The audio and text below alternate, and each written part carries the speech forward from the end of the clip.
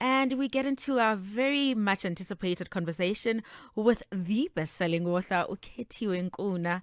I mean, just looking at her red top, she is on fire indeed. And I mean, this is a woman who wears many hats. She's a CEO, an author, and leader of truth-filled, sometimes difficult but always necessary conversations. With her book now, Tear Her Down, Khethiwe Nkuna dares to reflect the reality of how women sometimes hurt each other in the workplace and how we begin to heal.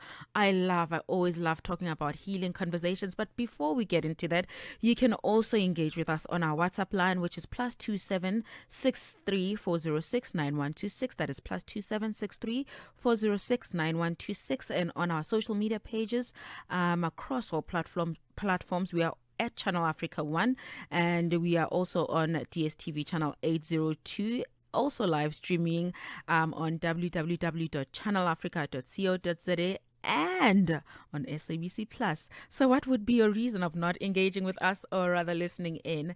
And Khethiwe, welcome to the Oasis.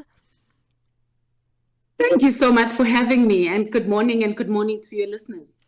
I mean, this comes in at a time where it's Women's Month. We just began Women's Month yesterday, and your book is already best-selling.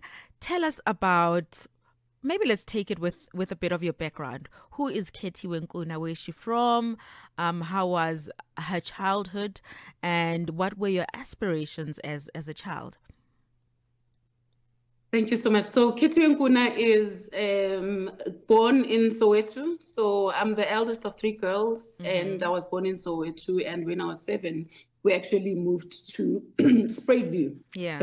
Please excuse me, I'm recovering from a cold, so my voice is a bit groggy. So we moved to Spruitview. Yeah. And I schooled in the south of Johannesburg, and then went to tertiary in Pretoria. So even before I get to Pretoria. So my aspirations and how I grew up in a very loving and very close-knit family, So as I mentioned, I'm the eldest of 2 girls. And I think, the joke that goes around eldest children being deputy parents at times, So really am someone who is so responsible in terms of, making sure that I'm taking care of my siblings, and also my parents, So my father passed away around 3 years ago. And I think everything that I do is actually inspired by both my parents in terms of how they brought us up, right? They brought us up to really have respect for everyone, and love and support each other, as siblings. And my aspirations, and interestingly enough, were accounting. So when I grew up, I wanted to be an accountant. I guess maybe the influence is because I went to a commerce school. I went to Sir John Adamson High. So it's a commerce school, and I was really good at accounting. And my first undergrad was actually in finance. So I worked in finance for around 3 months, and I was like, this is definitely not for me. An interesting point is when I decided to actually study that, my father said, you should maybe study marketing, because you are such a people's person, really good interpersonal and communication skills. No, Daddy, I don't want to do that. Everyone is doing marketing.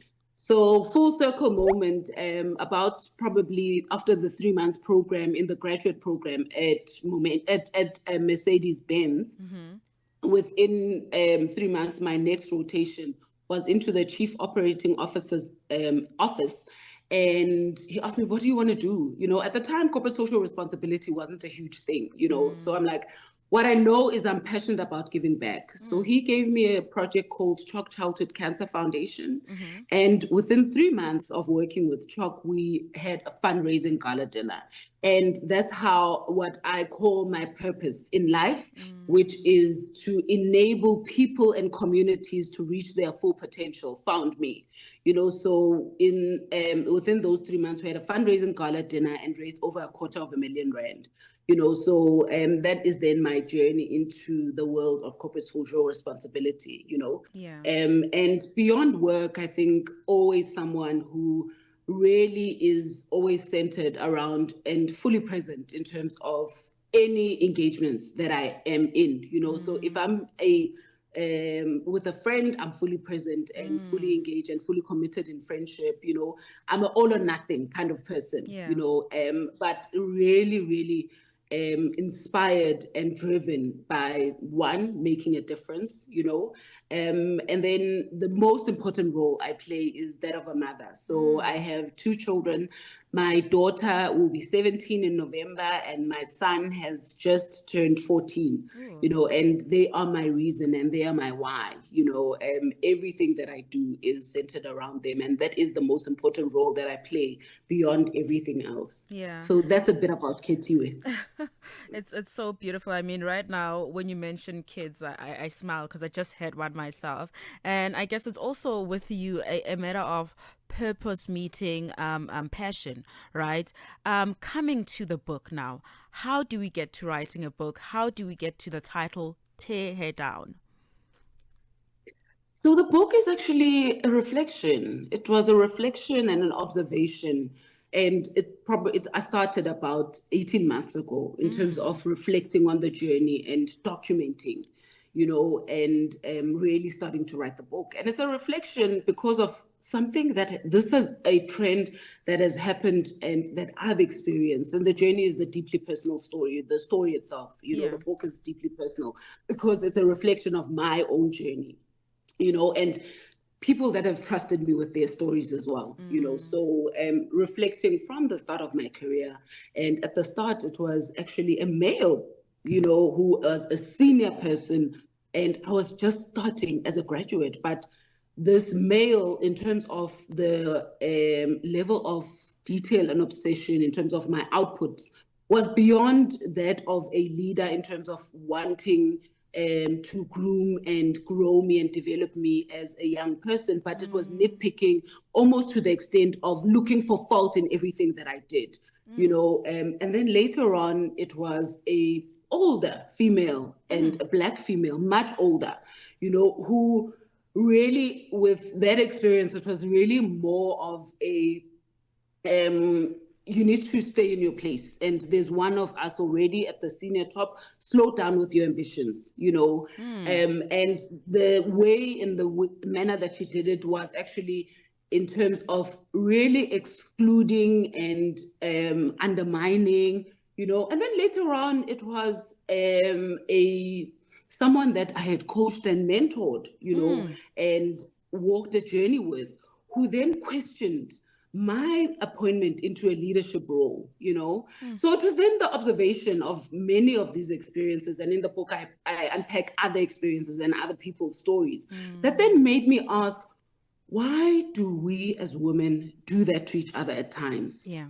And the mirror of the other side, because in the book, I don't only talk about the scarcity mentality, which is why people do this. The scarcity mentality, where people believe that if they are at the top, if I'm a Black female and I've worked hard and I've been bruised to get to the top, everyone else needs to do the same. And there isn't room enough for all of us, But the book is really about have an abundance mentality, and let's embrace sisterhood, because the opposite of the experience of those negative things that I went through and the pain that I went through is the beauty of sisterhood.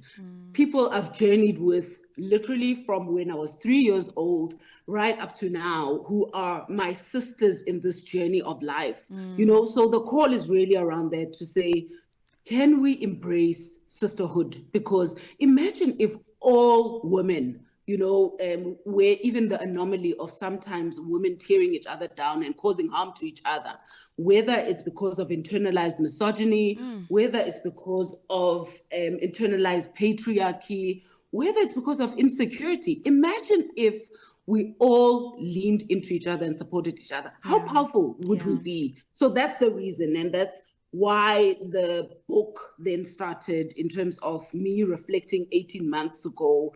And when I left corporate about almost 6 months ago, I then had the headspace to really put together all these things that I had started writing and journaling, and really put them and succinctly put them into what is now Tear Her Down. Yeah. And for me, looking at the synopsis of your book, right? it's also almost the fear of people speaking this and it actually materializing, people tearing you down to a point where you believe it yourself. What truths have you discovered about yourself while writing this book? I think, in the experience, at times we'll doubt ourselves, absolutely spot on, and doubt our abilities, where the very systems and the processes make us doubt our capabilities, and in the process, what I've discovered about myself is, without a shadow of a doubt, even though there would have been experiences where people actually went behind my back, and even tried to, have smear campaigns around me to ruin my reputation, women as well. Yeah. What I knew for sure and what stood tall against all of that was my capability and my work ethic, where my credibility stood against all of that. So what I discovered in the process, even though the systems and the experiences might have caused a bit of doubt in myself, is really the confidence to return to self and be confident in who I am. Yeah. And also not be deterred by the noise, but to remain focused and not even get embroiled into those experiences and those things, in terms of, when people are going behind my back and saying things about me that are not true, to stand in my conviction in terms of knowing that what I'm here to do in the workspace is to add value, and I'm going to do that to the best of my ability, and nothing is going to derail me from that, because my work will speak for itself. So that's what I was reminded of, and that's the experience that this experience actually brought me to actually just remember my power and to remain anchored and to not, get lost in things that are not of substance, and to continue to be focused around the task at hand. The type of work that I do is work that's also, deeply emotive and a huge responsibility. The work I do is around empowering and uplifting disadvantaged people and communities, So if I'm derailed from that because of smear campaigns and gossip and the likes, I'm going to be derailed from my purpose and serving a greater good, So that is what I was reminded, to remain anchored in the why and who I am, and in my conviction and my work speaking for itself. Yeah, and I mean radical honesty and reclaiming of our power. Both of those are two powerful concepts, and I see also with just the title "Tear Her Down," that already says we need to heal. Because we're already Absolutely. doing it.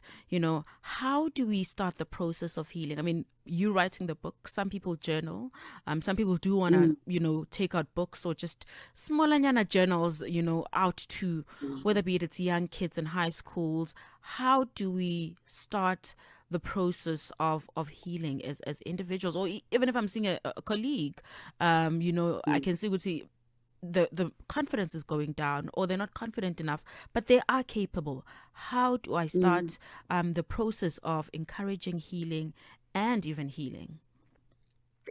I think that is such an important point, and the crux of also, the message in the book. It's really about, let's heal so that we don't cause harm. And the journey for everyone is different, right? And I think people need to find what works for them. And for me, as I indicated, it was journaling. It was also therapy, speaking to my psychologist around the experiences and the hurt and the pain, so that I then don't perpetuate that. It could be, most companies have what we call an employee assistance program. It's maybe leaning into the EAP. It could be, you speaking to other more senior people, to ask them for the support and the guidance and share the experience that you've gone through, And the point where you're saying around the colleagues, that's such an important point, where you observe someone's behavior changing. It's such an important point around the role of active allyship, where you lean in and really step in and advocate and support as an ally, Yeah. and lean in positively and respectfully to say, I've noticed a change in behavior. Are you okay? A positive inquiry. Are you okay? And how can I support you through this experience? Yeah. And also the part around, as a ally as well, when you witness bullying, when you witness someone being torn down, your role to actually also step in, because it's your account, you're accountable and responsible, Yeah. to step in. If you're not stepping in, and stepping in doesn't mean going directly to the bully or the perpetrator or the person that is doing the tearing down. Yeah. But it's then maybe speaking up on behalf of the individual to senior people, to say, I've observed this. Because if we don't speak up, we are actually guilty then. We are encouraging that type of behavior. So it's really, really critical that healing starts with the collective, right? It's Yeah. one, the individual, but the collective in terms of the environment, the responsibility there, because what we don't confront and address will continue, and at times it might need you to be courageous enough to act on someone's behalf, to say, I've witnessed this, and to say to someone, I've seen the change in your behavior. How can I support you through this experience? And have you considered maybe calling the employee assistance program? Can I call it on your behalf and ask them to reach out for you, to Yeah. reach out to you? Yeah.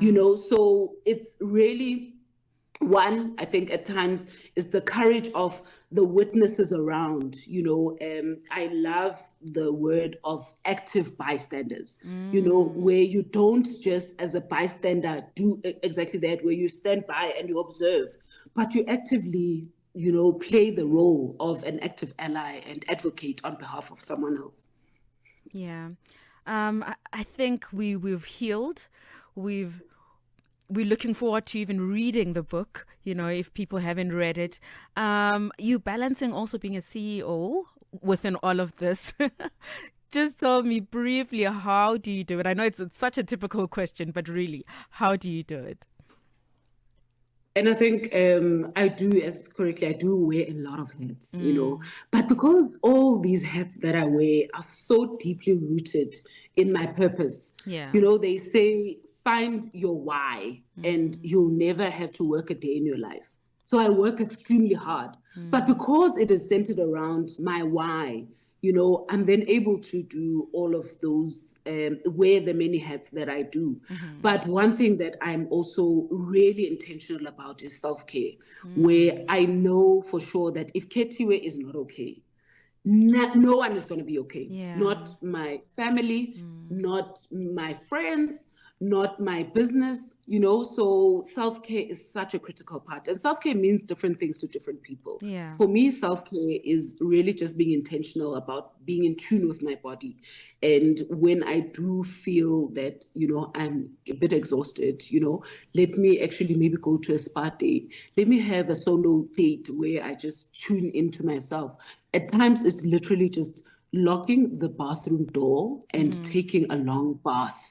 That is the self-care, and being intentional about that. I do a lot of work around well-being, Yeah. and the crux of well-being is really just being in tune with ourselves, and proactivity, where we proactively look after ourselves and we look at our whole well-being holistically, Yeah. look at it and make sure that we look after ourselves, But I think also then time with loved ones, So I spoke about my family, that really refills my cup, Yeah. being with my siblings, being with my family, being with my friends, being with my loved ones, and doing things that I love, walking in nature. I'm an avid hiker, I've hiked Kilimanjaro some years ago, Wow. So doing those things that fill my cup is how I'm able to then do all these things and wear these multiple hats,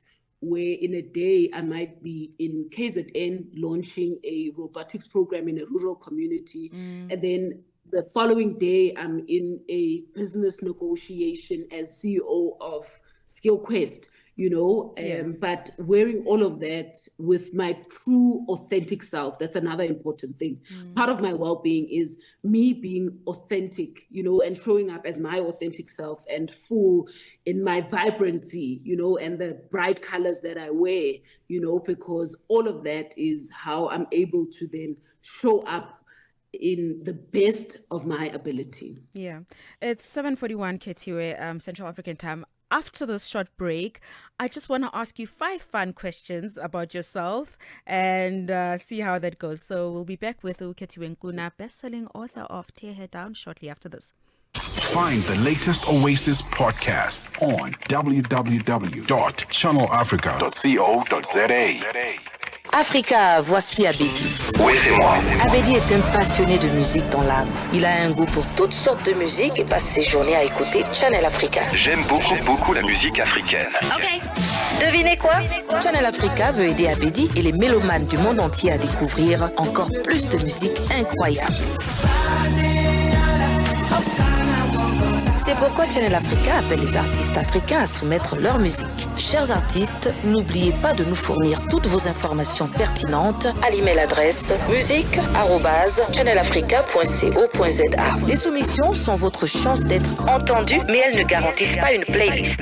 Toutes les soumissions seront soigneusement examinées pour voir si elles répondent aux exigences de notre station. Channel Africa, la perspective africaine. Wake up with Oasis.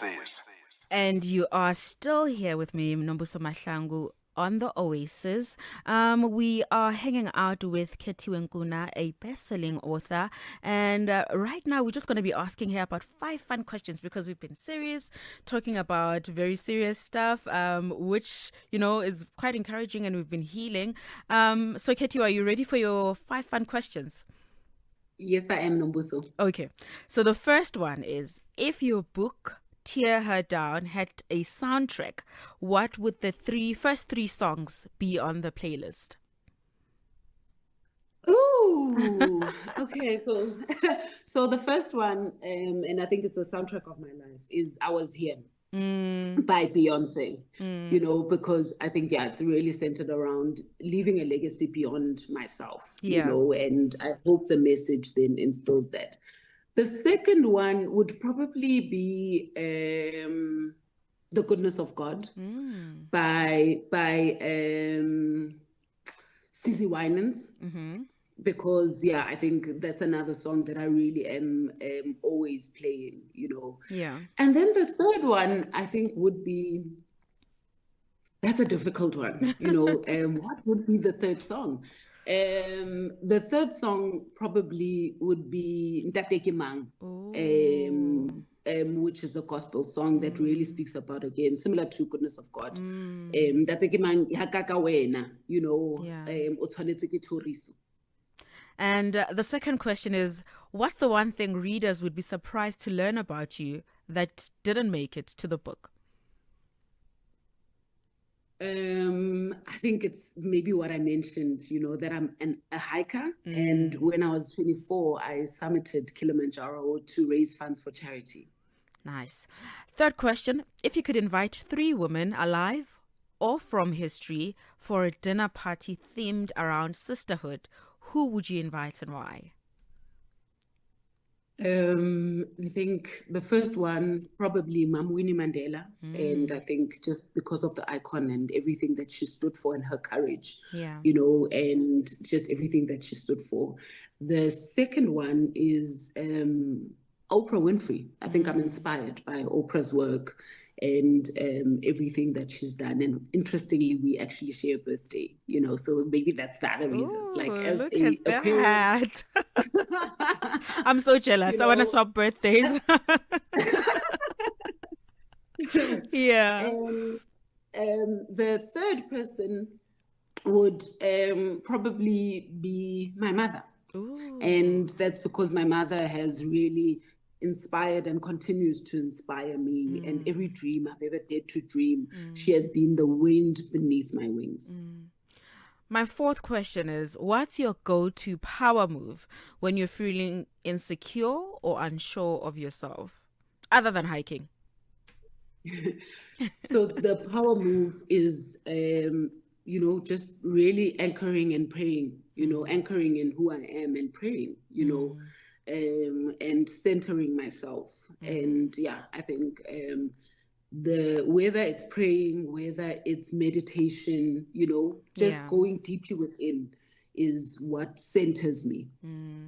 The last one, I actually like this one. You've just walked into a room full of women that have read your book.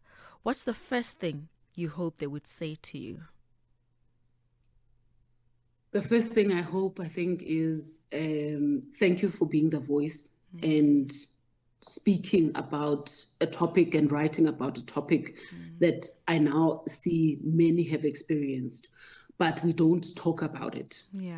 So that is what I hope people would say, to say thank you for the courage to actually speak the unspoken, and also not just speak about it, to also speak about healing and how do we heal as women, and actually lean into this sisterhood, which I then speak about in the book as well. Yeah. And for some weird reason, as you speak, I already feel healing going through my body.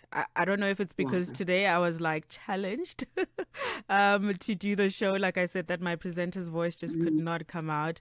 But when I saw the healing part, and as you're speaking about the healing part, I think we're allowed to feel it. Sometimes when you're in a position where it's either a bigger position, you sometimes feel like you're not allowed to feel it. As I'm presenting, I'm allowing myself to feel the healing going through my body. And thank you for anchoring that. Lastly, what's next for you and the book? Any upcoming dialogues, book tours, workshops that you have planned? I actually, during the month of Women's Month in South Africa, I will be doing tours that start as early as Monday, so I'm doing masterclasses, I'm doing book signings, I'm doing, having keynote addresses relating to themes in the book, and also really unpacking also in terms of just celebrating our femininity, and leaning into each other as women. That's what I'm doing in terms of the month of August. So and it's across all the different provinces, so this week I'll be in Gauteng. I've got 3 engagements. The other week, KZN, and beyond the book itself, and the master classes, what's also next is what the work we do through Mwelase Foundation. So I'm also the co-founder and CEO of Mwelase Foundation, and the work we do there is around digital inclusion in rural communities. Nice. So on the 12th of August, we are going to be launching our second robotics program in rural KwaZulu-Natal, and there what we do is really give access to rural young people, access to robotics and artificial intelligence, from as young as 8 years up to 18. And why we do that is because I always say that talent is dispersed equally, but opportunities aren't. So we're taking opportunities to young people in rural communities, so it's really continuing around that. And I've got something exciting that I'm going to be launching through Skill Quest in a couple of weeks as well, which is my inclusion hub. So I've developed training that is video-based using artificial intelligence around inclusive language and inclusive practices, So it's really around inclusive leadership, disability inclusion, the pride community, and ultimately the output of that is how do people become more inclusive in their approach, So those are some of the exciting things that are next, not just with the exciting activities for Tear Head Down, including actually book signing and tours that we're going to be doing through exclusive books, because that is where my book is retailing. Wow. I think your dad was right. You should have started off with marketing. You just told us and summed up everything we needed to know about you. And thank you so much for being such a bliss. Like I said, this was really affirming for me, and I hope for a lot of our listeners out there. Khethiwe Nkuna, best-selling author, thank you so much for joining us on The Oasis today. Thank you so much for having me, and enjoy the rest of your day. Thank you. Thank you. That was Khethiwe Nkuna, author, CEO. She wears many hats, and today she also wore a hat of healing me and affirming me and saying, listen, I'm not here to tear you down. But I'm here to uplift you, and I hope that's how the conversation felt for you as well at home. Uplifting. Let's just ease you into the music, and after the music, we get into more conversations right here on the Oasis.